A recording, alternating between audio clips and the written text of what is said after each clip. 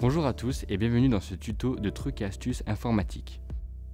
Dans cette vidéo qui se déroule autour d'Internet, nous verrons ensemble comment trouver son mot de passe, comment le partager rapidement ainsi que le modifier. Nous évoquerons aussi comment détecter une panne Internet et savoir d'où elle provient. Pour trouver le mot de passe de votre box, il y a deux méthodes. Soit en regardant directement sur votre box, soit en passant par le PC via l'interface de votre fournisseur d'accès Internet. Pour le trouver sur la box, saisissez-la et regardez au dos. Le code est généralement imprimé sur une étiquette et forme une suite de chiffres et de lettres aléatoires. Si vous voulez accéder au mot de passe via votre ordinateur, il vous suffit de vous connecter à l'interface de votre box. Pour cela, saisissez le lien affiché à l'écran selon votre opérateur et connectez-vous.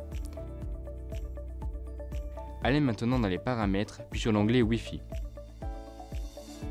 Allez ensuite dans Sécurité ou bien Configuration réseau en fonction de votre opérateur. Vous y trouverez votre clé Wi-Fi. En restant sur l'interface de votre box, nous allons maintenant modifier votre clé Wi-Fi. Il vous suffit de cliquer sur la case du mot de passe et d'en écrire un nouveau qui vous convient.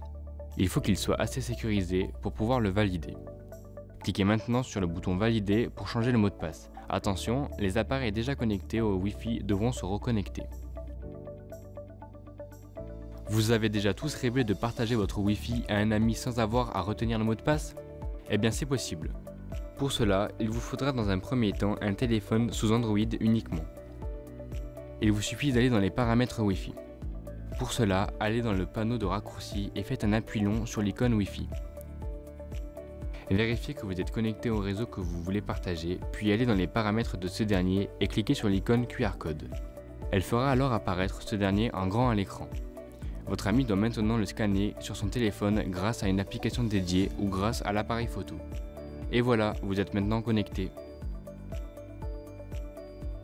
Si vous êtes sur un service tel que Netflix, Amazon, Instagram et que vous remarquez que la connexion est lente, que certaines fonctionnalités telles que poster ou visionner une image ne marchent pas, cela peut venir soit de votre connexion Internet, soit du service en lui-même.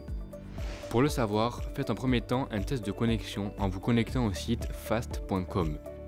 Attendez quelques secondes, s'il répond et qu'il indique un débit inférieur à 3 Mbps, c'est que votre connexion Internet est lente et pose problème.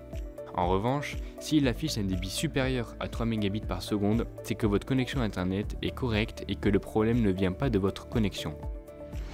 Rendez-vous maintenant sur downdetector.fr. Cela vous permettra de voir les pannes et maintenance des services. Tapez dans la barre de recherche le nom du site avec lequel vous avez des problèmes. Ici, prenons comme exemple Instagram. Vous arriverez alors sur la page correspondant au service Internet. Vous y trouverez une courbe liée au nombre de personnes ayant signalé un problème.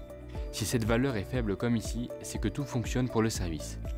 Si vous remarquez qu'il y a un pic de signalement comme sur cette courbe, cela signifie qu'un nombre important d'utilisateurs font part d'une panne et que comme vous, ils en sont impactés. Et voilà, c'est tout pour nous. On espère que cette vidéo vous aura aidé dans votre quotidien numérique.